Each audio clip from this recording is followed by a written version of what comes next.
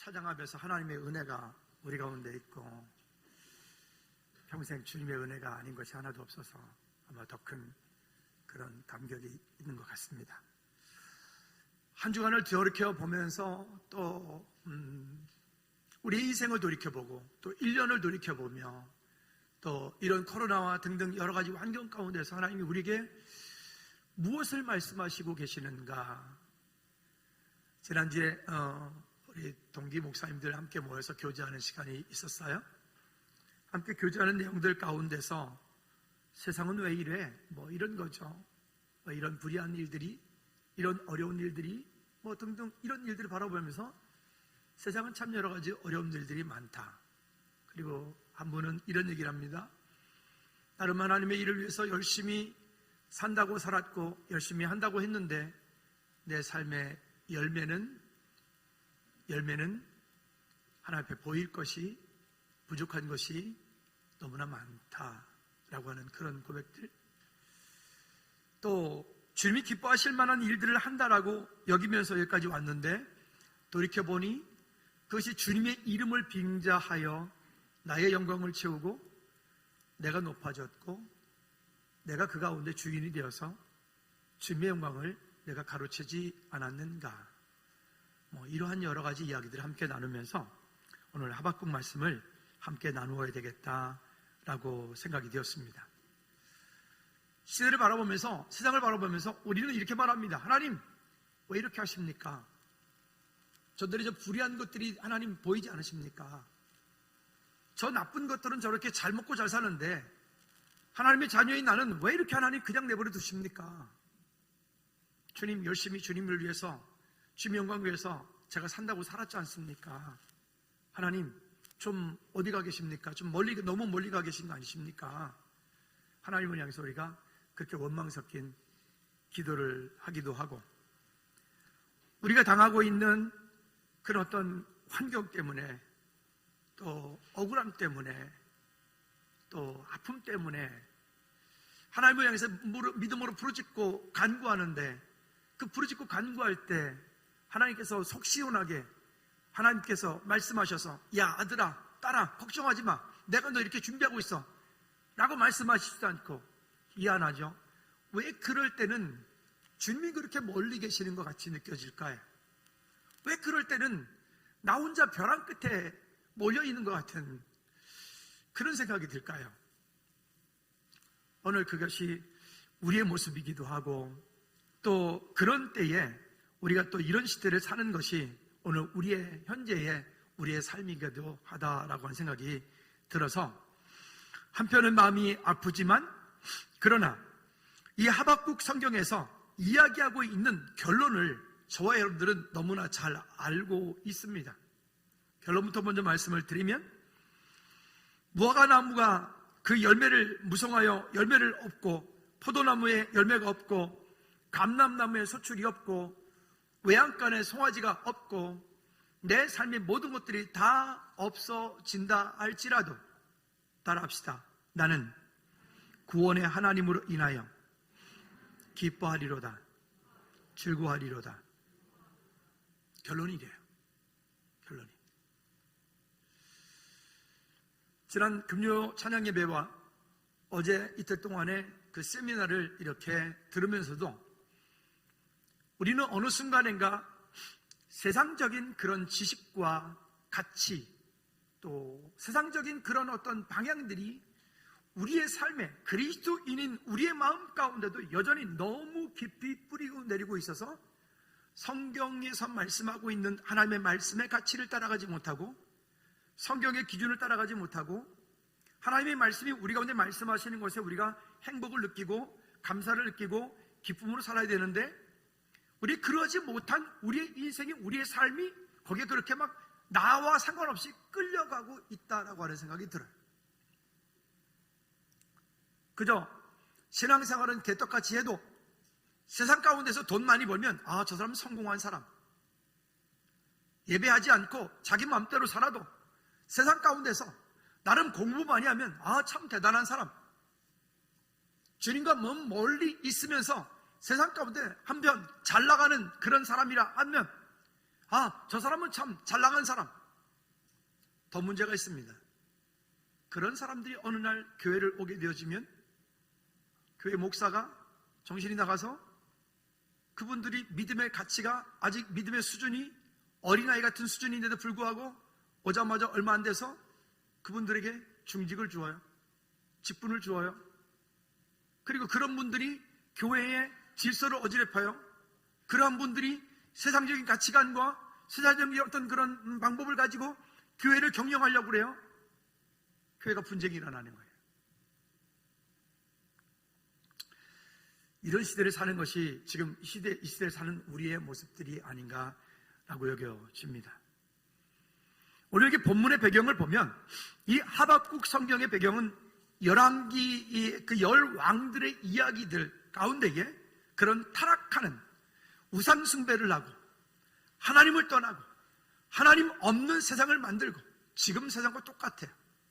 하나님을 대적하고 히스기야가 그 눈물로 간구해서 얻었던 그 17년 생명이 연장되어서 낳은 아들이 므낫세인데 차라리 히스기야는 생명이 연장되지 않고 그냥 차라리 그대로 죽었더라면 히스기야는 오히려 더 나을 수 있었다. 그의 생명이 연장돼서 낳았던 아들 므낫세는 성경에서 기록되어진 왕들 가운데 가장 나쁜 놈 중에 한 명이에요. 차라리 태어나지 말았어야 될 왕이에요. 그런 사람, 배경이 그렇단 말입니다. 또 남유다는 요시야 왕, 그 요시야 왕은 그래도 하나님 앞에 나름대로 뭔가 믿음으로 살려고 무척 애를 썼던, 그러나 그의 환경과 여건들이 수월치 않아서 녹록치 않아서 그냥 한쪽 구석에 쭈그러져 있는 그런 모습. 그 당시에 주변에 아수르가 이제는 점점 해가 지고 이제 바벨론이라고 하는 나라가 점점 왕성해지는, 바벨론이면 지금의 요르단 땅 가운데 있는 시리아 땅 가운데 있는 그쪽 사람들이 점점 왕성해져가는 그런 때. 그리고 그들이 이 주의 백성들이 살고 있는 이 언약의 땅 이스라엘 땅 가운데 쳐들어와서 그 땅에 있는 주의 백성들을 능멸하고 겁탈하고 약탈하고 그들이 가지고 있는 모든 환경들을 정말 힘들게 어렵게 가난하게 그들을 모두 종으로 끌어가고 그들을 종살이 시키고 고난 가운데 고통 가운데 있는 그런 배경이, 그런 환경이 오늘 이 하박국 성경의 배경들이 되어집니다. 그때에 여기 하박국 선지자가 하나님을 향해서 이렇게 기도하는 겁니다. 주여 어느 때까지입니까? 따라합시다. 주여 어느 때까지입니까? 우리는 때때로 이런 기도를 많이 하게 됩니다. 하나님 언제까지 저를 이렇게 힘들게 하실 겁니까? 하나님 언제까지 이 나라를 이렇게 혼란케 만드실 겁니까? 하나님 언제까지 우리는 이렇게 살아야 될까요? 라고 하는 것들이죠. 주여 어느 때까지입니까? 아마도 이렇게 부르짖고 이렇게 간구하는 그 하박국은 그 시대를 우리가 살아보지 않아서 잘은 모르겠으나 그 시대를 살았던 하박국 선지자가 이렇게 하나님을 향해서 원망 섞인 기도를 시작했던 이유들은 그 시대의 악행들이 너무 심하였기 때문에, 그 시대의 가증함들이, 그 시대에 하나님을 찾지 않고 하나님 없는 이 땅의 유토피아를 만들려고 했던 그들이 가지고 있는 그 권력들이, 힘들이, 그러니까 이 하박국 선지자의 눈에 볼 때는 이 하박국 선지자의 눈에 보이는 겁니다. 1장 3절 말씀에도 보면 이렇게 말씀합니다. 어찌하여 내게 죄악을 보게 하시며 폐역을 눈으로 보게 하시나이까? 겁탈과 광포가 내 앞에 있고 변론과 분쟁이 일어났나이다. 그런 일들이 좀 안 보여지면 좋겠는데 하나님 왜 그런 일들을 내게 보여주셔서 나로 하여금 내 마음 가운데 갈등하게 하고 힘들게 하십니까? 우리도 지금 이 땅을 살면서 여러분 속한 공동체에서, 여러분 가정에서, 직장에서, 여러분들이 만나는 어떤 일들 가운데서 어떠한 일들이 내게 자꾸만 무언가가 보여진다, 무언가가 자꾸만 내게 부담으로 다가온다, 무언가가 불리하게 느껴진다, 어떤 등등 이런 일들이 부딪혀 올 때 우리도 어찌 보면 이렇게 하박국이 고백했던 것처럼 그럴지도 모르겠습니다. 하나님 왜 이런 일들을 내게 보이십니까? 하나님 왜 이런 일을 내게 자꾸만 말씀하십니까? 하나님 나 싫어요. 하나님 저 그런 거 싫어요. 하나님 그냥 저 잘 먹고 잘 살게 해주세요.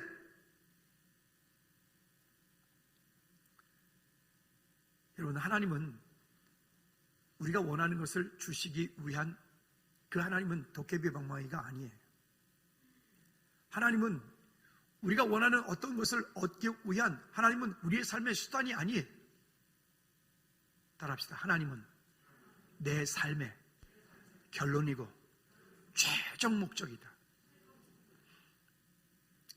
그 하나님이 내 삶의 결론이고 최종 목적이다. 우리 그리스도인들이 이 땅을 살면서 이것을 잊어버리면 우리는 매일 갈등해야 돼요. 매일 흐느적거려야 돼요. 이러면 이래서 원망, 저러면 저래서 원망, 이러면 이래서 안 되고 저러면 저래서 안 되고, 이러면 이래서 불평, 저러면 저래서 불평. 이런 갈등 속에 우리는 늘 살게 되는 거죠. 왜요? 하나님이 내 삶의 결론이 되지 못하기 때문에 그래요. 근데 분명한 것은 그와 같은 갈등 속에, 그와 같은 문제 속에, 그와 같은 여건 속에 따라합시다. 하나님께서는 지금도 내 삶의 주위에서 일하고 계신다. 그러면 그 하나님이 일하시는 것을 나는 보고 찾고, 그 하나님이 일하시는 그곳에 나는 방향 맞추어 그 일 가운데 내가 믿음으로 순종하고 순복하고 그 일을 따라가면 그것 가운데 열매가 나타나게 돼 있어요. 우리가 지금 안 하는 것이 바로 이것이에요. 하나님, 저 그거 싫어요. 하나님, 아유, 저는 그거 안 돼요. 아유, 저 귀찮아요. 목적, 방향, 삶, 그 가운데 가치. 여러분, 어떠한 가치를 가지고 지금 이 땅을 살고 계실까요? 여러분들의 삶의 목적은 무엇일까요? 지난번에 말씀드렸던 것처럼 여기 계신 어떤 집사님께서 직장에서 점심에 식사를 하시는데 식사하기 전에 기도를 딱 하고 기도 끝났더니 옆에 계신 분이, 야, 너 아직도 교회 다녀? 너 아직도 교회 다녀? 그러더라는 거예요. 어느 순간인가 이제는 세상으로부터도 인정받지 못하는, 아니 세상한테 인정받으려고 우리가 신앙생활을 하는 건 아니에요. 그러나 어느 순간인가 우리는 세상 가운데서 빛의 역할도 감당하지 못하고 소금의 역할도 감당하지 못하고 이리 밟히고 저리 밟히고 이리 치고 저리 치고. 왜요? 우리 삶의 가치가, 우리 삶의 방향이 너무 멀리 가 있기 때문에 그래요. 이렇게 얘기를 해요. 어떤 사진을 하나 찍었어요. 사진 찍었네? 이렇게 보는 게 아니라 그 사진을 찍었더니 그 사진 찍은 그 밑에다가 거기 코멘트 하는 사람이 이렇게 말해요. 여기에다 무슨 생각으로 이렇게 찍었어? 무엇을 말하려고 그래? 이것의 이야기가 무엇이야? 생각을 담아요. 철학을 담아요. 의미를 담아요. 어제 그 강의하면서 목사님 얘기했던 것처럼, 아니 빵을 좋아하면 빵을 사 먹으면 돼. 굳이 내가 빵을 배워서 빵집을 할 필요는 없잖아. 그죠? 겉보기에는 안 그러신데 되게 웃기면서 강의를 하시더라고요. 강의 너무 재밌었어요. 여러분 못 들으신 분들은 메롱이지만 메롱하지 말고 여러분들은 들어보십시오. 가치예요.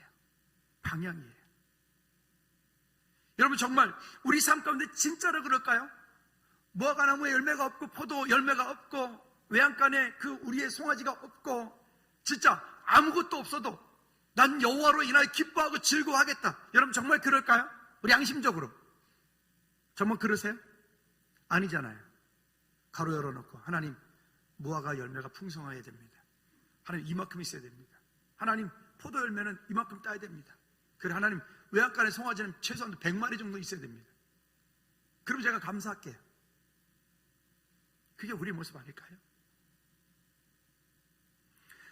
여러분 다시 한번 돌아가 봅시다. 그렇다면 이 1장 4절 말씀에 보면 이렇게 말합니다. 이 시대가 어떤 시대냐면 이러므로 율법이 해이하고 정의가 전혀 시행되지 못하므로 이는 왜 율법과 정의가 시행되지 못하느냐? 이는 악인이 의인을 애워쌌으므로 정의가 굽게 행하여 짐이니이다 라고 말하는 거예요. 정의가 없어지고 율법이 해이해지고 이 땅이 그렇게 깨끗하지 못한 것, 이 땅이 악이 그렇게 등등한 것은 결국 그리스도인인 저와 여러분들이 우리의 삶 가운데 우리가 속한 곳에서 그 빛의 역할을 의롭지 못한 그렇게 살았던 그 모습 때문에, 우리 때문에 그렇다는 거예요. 누구를 탓하는 게 아니라 세상 사람들도 그런 모습들을 바라볼 때 똑같이 비난을 합니다. 비판을 합니다. 근데 그 비난과 비판이 있을 때 그 비난과 비판을 우리 그리스도인들은 바꿀 수 있어요. 그걸 기도로 바꿀 수 있고 우리 삶 가운데 그걸 섬길 수 있고. 근데 우리가 그걸 못하는 거죠. 안 하는 거죠. 이기적인 내 생각, 독선적인 내 마음. 그러다 보니까 세상이 변화되지 않고 세상 속에서는 나도 똑같이 세상 사람과 똑같은 생각을 가지고 세상을 다스리고 세상에서 살아남기 위해서 진짜 1등만 살아남는 더러운 세상. 2등도 괜찮고 3등도 괜찮고 꼴찌도 괜찮은데 진짜 중요한 건 하나님께서 일하심에 내가 방향 맞추고 있다면 그는 최고의 행복한 사람인데. 할렐루야. 여러분, 이와 같은 것을 놓치고 있기 때문에 우리 삶에 문제가 오는 거죠. 두 번째는, 그러면 이런 문제를 가지고 우리가 어떻게 해야 되느냐? 하나님의 말씀의 성루에 서라는 거예요. 자, 여기 보면 이런 일을 가지고 1장 12절부터 17절까지의 내용을 가지고 하박국이 하나님 앞에 질문합니다. 하나님, 도대체 이런 상황 가운데 뭐라고 말씀하십니까? 이런 일들이 있는데 어찌 이렇게 하십니까? 하나님, 왜 이렇게 말씀하십니까? 하나님, 저 불의하고 거짓된 것들을 왜 그냥 두십니까? 라고 하나님 앞에 우리가 이 하박국 선지자가 그렇게 항의하듯이 그렇게 기도를 합니다. 그때 하나님께서 하박국 선지자에게 이렇게 말씀합니다. 하나님의 성루에 서라. 성루에 서라. 그리고 크게, 편말을 크게, 누구나 볼 수 있도록 편말을 크게 써서 거기다 이렇게 써라. 따라합시다. 의인은 믿음으로 말미암아 살리라.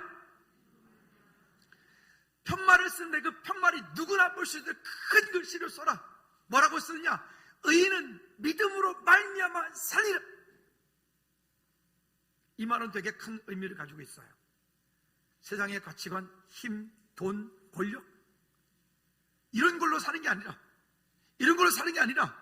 그런 것으로 살면 멸망한다. 그런 것을 추구하면 결국 이 땅 가운데 실패한다. 그런 것으로 살면 결국 이 땅 가운데서 행복이 없다. 영원한 행복이 없다. 진짜 우리 인생 가운데 행복한 인생을 살고, 진짜 우리 인생 가운데, 이 땅 가운데 복된 인생을 살기 원한다면 방금 이 편말의 이야기처럼 의인은 믿음으로 말미암아 살리라. 이렇게 살아야 된다는 거예요. 이렇게. 만약 이렇게 살지 못하고 세상적인 방법을 너무 추구하면서 돈을 많이 벌었다, 여러분, 그게 복이 아니에요. 하나님을 떠나서 하나님을 찾지 않으면서 세상 가운데 공부를 정말 많이 했다, 우리 자녀가 그렇게 해서 세상 가운데 출세했다, 여러분, 그건 복이 아니에요. 하나님 없이 몸이 너무 건강하다, 복이 아니. 오직 의인은 믿음으로 말미암아 살리라 함과 같으니라 라고 하는 말씀이 다시 한번 우리 가운데 능력이 되어지기를 주님으로 꼭 부탁을 드립니다. 그래서 우리 인생이 가지고 있는 문제가 왔을 때 그 문제를 가지고 여기 지금 말씀하고 있는 것처럼 그의 성루에 서라. 즉 하나님을 찾으란 말이에요. 하나님께 나오란 말이에요.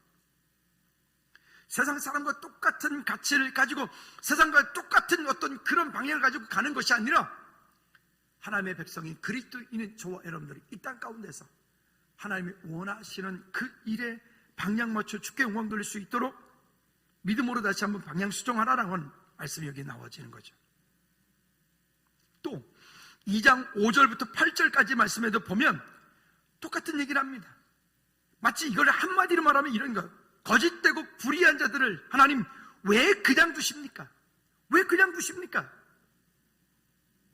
그런데 그런 모든 것들 향해서 하나님이 이렇다 저렇다 말씀하지 않고 다시 2장 4절 말씀에서 이렇게 말씀하고 계시는 거예요.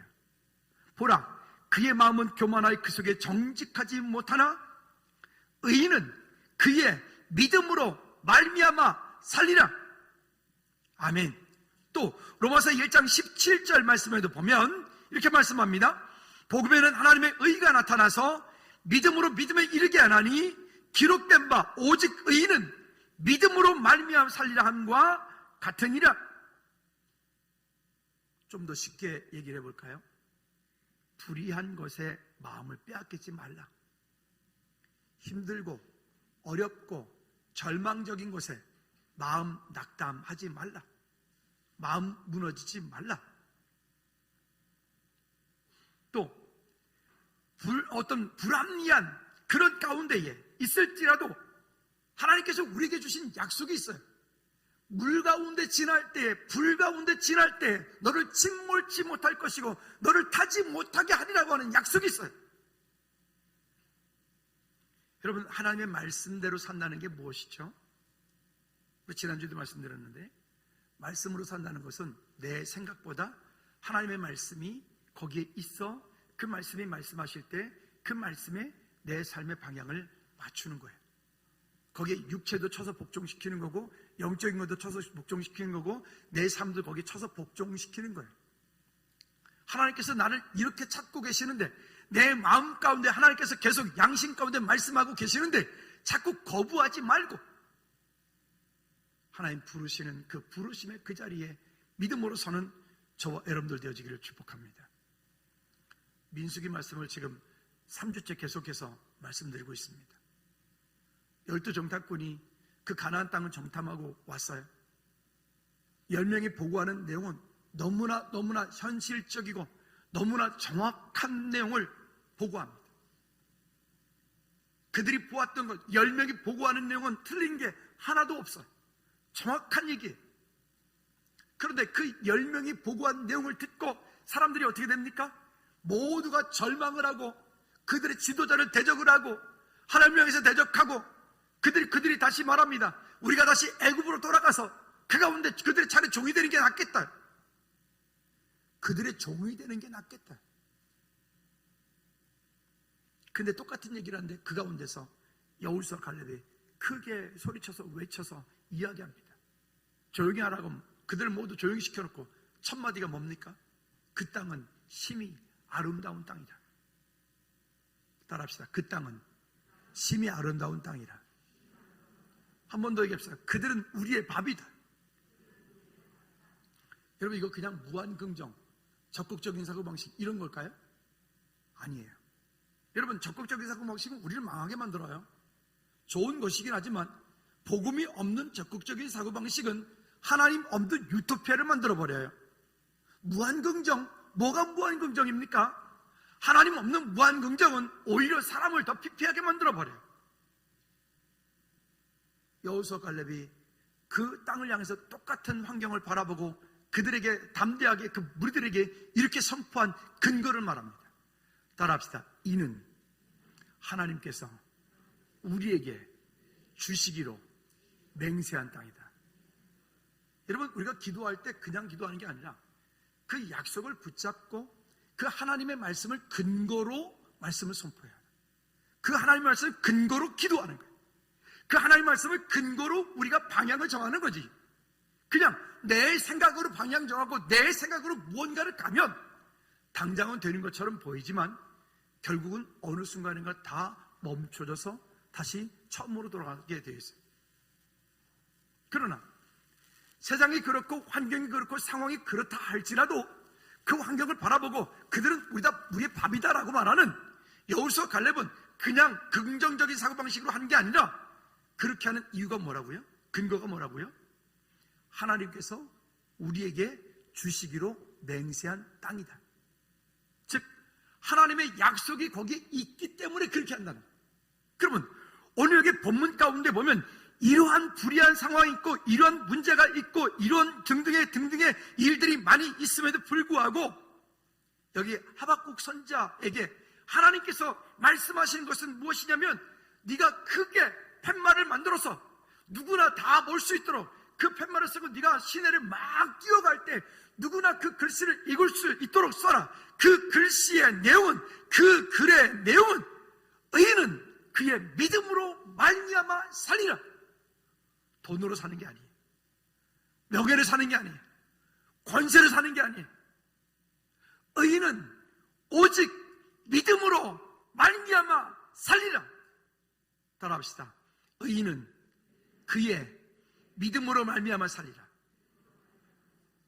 여러분, 이것은 우리 삶 가운데 오랜 시간 동안에 훈련되어져야 될 부분들이, 우리가 나이가 점점 들어갈 것입니다.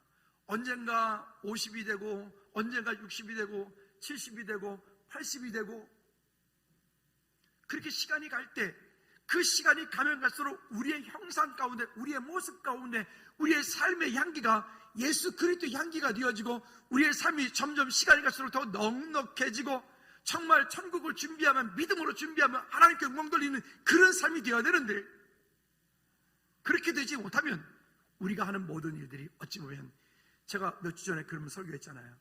인생의 가을이 아름다운 사람이 진짜 행복한 사람이라고. 다시 한번 축복합니다. 여러분, 이 예배하는 우리 모두 여러분들의 인생의 가을이 아름다운 우리 모두 되기를 주님 이름으로 축복합니다. 할렐루야. 인생에서 우선순위, 방향을 어떻게 맞출까가 중요해요. 목요일날 친구 목사님들이 모이는데 동해에서 올라온 팀이 있어요. 거기서 목사님 세 분이 한 차를 타고 이렇게 쭉 올라오는데 전화가 왔어요. 원래 교회에서 우리가 11시에 만나기로 했는데 전화 왔어요. 와가지고 하는 말이, 거기 같이 타고 오던 우리 목사님이 있는데 그 목사님 아버님이 그 올라오는 중에 심장마비로 소천하신 거예요. 93 되셨어요. 소천하신 거예요. 여러분, 그 차 올라오면서 어떻게 했을까요? 우리 여기 약속이 있으니까, 우리 여기 11시에 만나기로 했으니까 어떻게 했을까요? 여기 왔죠? 올까요? 여러분 같으면 오겠어요? 여러분들이 그 차를 운전하고 있어요. 그 당사자는 옆에 타고 있어요. 어떻게 그래도 우리 약속했으니까 즐거운 게 가야 돼. 그리고 와야 되나요? 아니요. 그 자리에서 고속도로에서 차를 돌려서 그 아버님 장례하는 곳으로 차를 돌아가는 거예요. 늘 이런 마음이 들어요. 우리는 세상 가운데서 휴가 가기 위해서 휴가도 내고, 여러분들 개인적인 일을 위해서는 우리가 이런저런 걸 다 동원하잖아요. 월차도 쓰고 연차도 쓰고, 그렇죠? 근데 우리는 왜 정말 우리 인생의 주인이 여호와 하나님이시라고 고백하면서 하나님이 기뻐하실 만한 그 일에는 왜 그렇게 인색할까요? 왜 하나님의 일을 하고 하나님을 예배하고 찬양하는 그 일 가운데는 왜 우리가 모든 것을 시간 다 쓰고 남은 것 가지고 하나님의 일을 하려고 하죠? 왜 그렇게 예배하려고 하죠? 왜 다른 거 다 소진해버리고 그 나머지 물질 가지고 하나님께 물질을 드리려고 하고요? 왜 그렇게 하죠? 여러분, 정말 우리가 우리 삶 가운데 물질을 얻을 능력을 누가 주셨대요? 우리 지난주에 말씀 나눴잖아요. 우리 삶 가운데 여러분들이 물질을 얻었어요. 물질 얻을 능력을 누가 주셨대요? 더 크게 누가 주셨대요? 하나님이 주셨다고 했잖아요. 하나님이. 지난 월요일날 주문진을 다녀왔는데 주문진에 가서 횟집에 가서 회를 먹었어요. 죄송합니다 여러분, 약 올려서.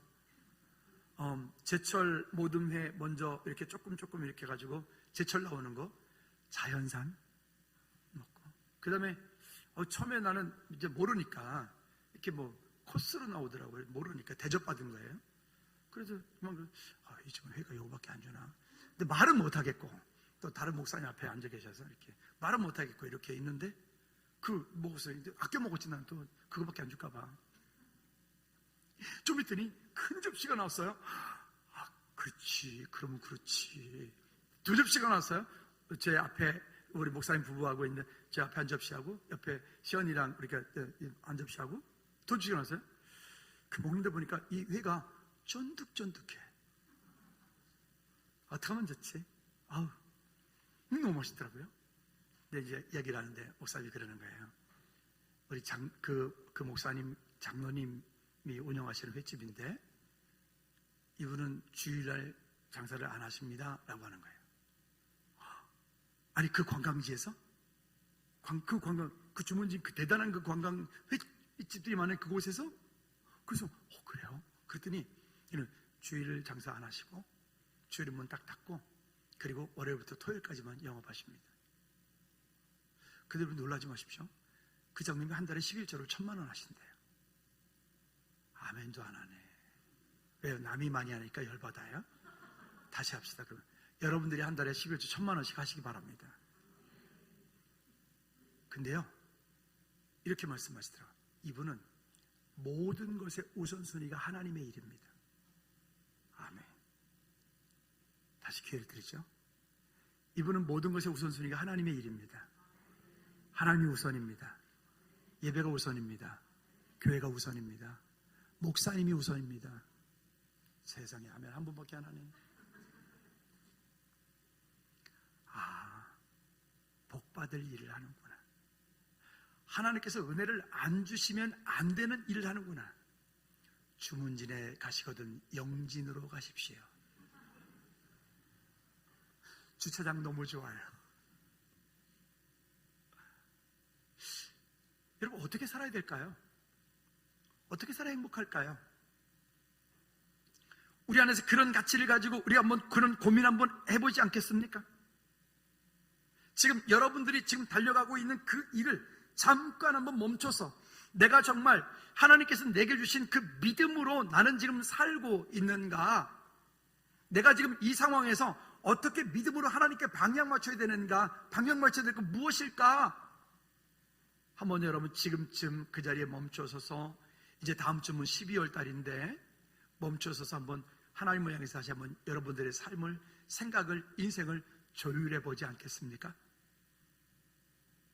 여러분 지금 마음 가운데 금방 떠오르는 건 무엇이 있나요? 난 지금 이렇게 해야 되는데 이렇게 하지 못하는 게 있어. 나 그렇게 해야 돼 라고 하는 것은 무엇이 있죠? 우리 빨리 세 가지만 생각해 보실게요. 그거 다음 주부터 하십시오. 내일부터 하십시오. 그러니까 일부 예배 때 성도님 한 분이 오셨어요. 신앙생활을 하시기로 하고 우리 교회 오셨는데 다른 교회 나가시는 집사님이 그분을 우리 교회 데리고 오셨어요. 근데 그분이 그렇게 말씀하시더라고요. 교회를 못 다니는 동안에도 계속 교회를 가야 되는데, 나 예수 믿어야 되는데, 나 신앙생활 해야 되는데 자꾸 그런 마음이 들었대요. 그래서 그 부름에 오늘 순종해서 그 집사님이 강권하여 오늘 이 자리에 함께 모시고 온 거예요. 일부 예배하고 가셨어요. 여러분, 오늘 우리 안에 다시 한번 하나님이 행하신 일들을 믿음으로 순종하고 주께 영광 돌리는 우리 모두가 되어지기를 주님이 축복합니다. 세 번째는 여호와여 주는 주의 일을 수년 내에 부응케 하옵소서. 아까 제가 이 말씀을 시작할 때 서론의 이야기를 말씀드렸어요. 이 시대 상황이 어떠한지를. 정말로 극한의 시대 상황 가운데 있는 거예요. 그런 고통 가운데 있는, 그 절망 가운데 있는 그 상황 가운데서 지금 이 선지자가 고백하기를, 주여 주의 일을 수년 내에 부응케 하옵소서. 다시 한번 여러분, 우리 본문 2절 말씀 아까 읽었는데 한 번 더 읽어보도록 하죠. 시작. 여호와여 내가 주께 대한 소문을 듣고 놀랐나이다. 여호와여 주는 주의 일을 이 수년 내에 부응하게 하옵소서. 이 수년 내에 나타내시옵소서. 진노 중에라도 긍휼을 잊지 마옵소서. 선지자는 그 환경을 바라보고 환경 가운데 절망하고 낙담하는 거 있는 것이 아니라 그 일 있은 이후에 하나님께서 행하실 일들을 믿음의 눈으로 바라보고, 지금 하박국 선지자는 하나님 그 일을 우리 삶 가운데 수년 내에 부응케 하시옵소서. 하나님 이 일들을 다시 이루어 주시옵소서. 여기 부응케 한다라고 하는 말이 하야라고 하는 말인데, 이거는 어떤 의미를 가지고 있냐면, 부응이라고 하는 것은 따라합시다. 죽었던 것이 다시 살아나고 능력을 얻는다. 여러분, 이게 부흥의 뜻이에요. 되게 독특하지 않습니까? 부흥이라고 하는 게 우리가 보면 지금 있는 상황에서 뭔가 더 잘 되는 거, 이런 걸 얘기할 것 같은데, 그게 아니라 이 부흥이라고 하는 것은 죽었던 것이 다시 살아나고 능력을 얻는다라고 하는 뜻을 가지고 있는 거예요. 그러면 먼저 여러분 자신에게 이런 부흥이 일어나기를 주님으로 축복합니다. 여러분 가정 가운데 이런 부흥들이 일어나기를 축복합니다. 여러분 사업자 가운데, 일터 가운데 이런 부흥이 일어나기를 주님으로 축복합니다. 바라기는 이제 2022년도 즐거운 공동체 가운데, 우리 공동체 가운데 이러한 부흥이 다시 일어나기를 위해서 여러분 함께 기도하고 함께 마음 먹고 함께 힘써 하나님께 영광 돌리는 저와 여러분들 되기를 주님으로 축복합니다. 아멘. 한번 따라합시다. 삶의 우선순위를 하나님의 일에 두자. 하나님의 영광을 위하여 쓰자. 교회 영광을 위해서 쓰자. 여러분, 우리의 삶의 우선순위를 거기에 먼저 두십시오. 먼저 두십시오. 예배도 보면 그래요. 꼭 10분 전에 오신 분들은 꼭 10분 전에 와요. 1시간 전에 오신 분들은 꼭 1시간 전에 와요. 희한하지. 꼭 설교할 때 오는 사람은 꼭 설교할 때 와. 왜 그런데 도대체? 내가 누구라고 말 안 해. 왜 그런데 도대체? 그 20분 빨리 오면 어디 덧난데. 좀 심리도 못 가기 전에 좋은 말 할 때 빨리 좀 와 좀. 여러분, 지금 코로나 때문에 우리가 점심을 못 먹으니까 예배를 11시가 아니에요. 예배 시간이, 시작이 10시 50분이에요. 10시 50분. 여러분, 찬양은 준비 찬양이라는 개념이 없어요. 우리 준비 찬양 합시다. 그거 잘못된 말이에요. 찬양은 한 곡을 드리더라도 그것은 곧 예배예요. 예배. 그러니까 오늘 10시 50분 기준해가지고 만약에 내가 11시 20분이 왔다. 그럼 30분 더 남아서 혼자 찬양하고 기도하고 가. 그 시간 채우고 가요. 늦게 온 사람들 명심해. 내가 다 알아. 지금 이름 된다. 응? 그러니까 일찍 오세요.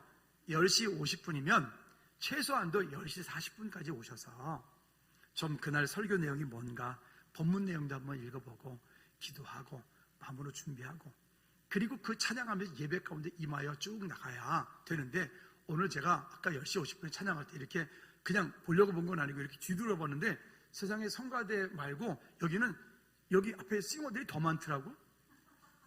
그치, 싱어들. 그쵸? 아니, 회중석에 앉아있는 분들보다 여기 앞에 싱어들이 더 많더라니까요. 여기 성가대하고 싱어들이 훨씬 많더라고요. 그러면 안 돼요, 여러분. 우리의 삶의 우선순위가 하나님을 예배하는 일에 쓰임받기를 주님이 축복합니다.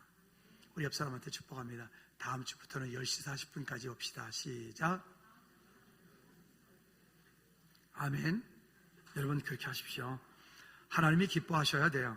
하나님이 복 주셔야 돼요. 하나님이 은혜 주셔야 돼요. 하나님이 그렇게 하지 않으면 안 돼요. 또 누가복음 14장 23절 말씀에 보면 이 부흥을 하기 위해서 우리가 해야 될 일이 하나 있는데, 누가복음 14장 23절 시작.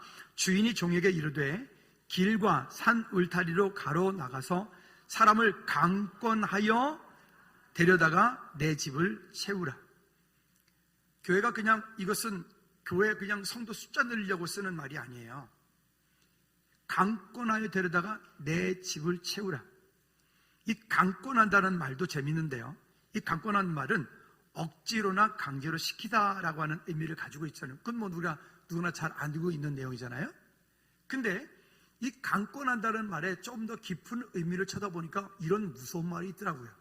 어떤 말이냐면 소나 말을, 사람의 짐승을 사람이 원하는 대로 쓰기 위해서 쓰는 방법이, 소는 콧뚜레를 뚫어서 이렇게 뒤에다 끈을 매가지고 사람이 원하는 대로 소가 막 뭐 하면 이렇게 막 움직이는 걸 역할을 하고, 말은 재갈을 물려서 말을 뛰게 하는, 말을 통제하게 하는 거예요. 근데 여기 강권한다라고 하는 말은 이런 의미도 가지고 있어요.